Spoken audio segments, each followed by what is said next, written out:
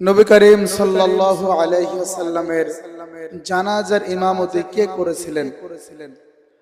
অনেক স্টুডেন্ট, অনেক মায়েদের, অনেক বোনেদের এমনটাই প্রশ্ন। এই প্রশ্নের উত্তর যদি আমি দিতে যাই তাহলে অত্যন্ত কঠিন বিষয়, তারপরও সহজ করে বলার চেষ্টা করি।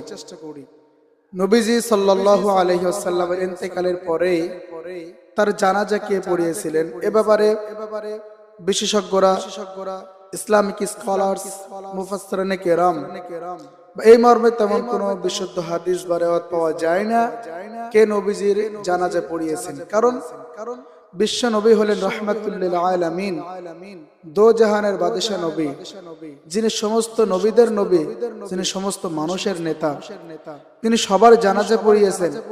এখন সেই মানুষটি মারা গিয়েছেন, সেই সর্বশ্রেষ্ঠ মানুষটার জানাজা কে পড়াবে? যিনি তার জানাজা পড়াবেন তাকে তো তার চাইতে শ্রেষ্ঠ হতে হবে, কিন্তু আমাদের নবীজির উপরে থেকে গোটা দুনিয়ায় শ্রেষ্ঠ মানুষ নাই। অতএব তার জানাজা কে পড়াবে এই যোগ্যতা কার আছে? কাউকে নাই। এজন্য নবীজির জানাজার ইমাম কে হবেন কেউ তো সাহস করে না। এজন্য বিশেষজ্ঞরা লিখছেন, ইতিহাসে পাওয়া যায় নবীজির জানাজা স্পেসিফিক ভাবে আমাদের যেমন আমরা মাঠে ময়দানে একটা জমায়েত করে আদায় করি এভাবে হয় নাই। বিশ্ব নবীর জানাজা এক একজন সাহাবী আসছেন, এক একজন তিনি জানাজা পড়ে চলে যাচ্ছেন। আবু বকর আসছেন, আবু বকর পড়ে চলে যাচ্ছেন।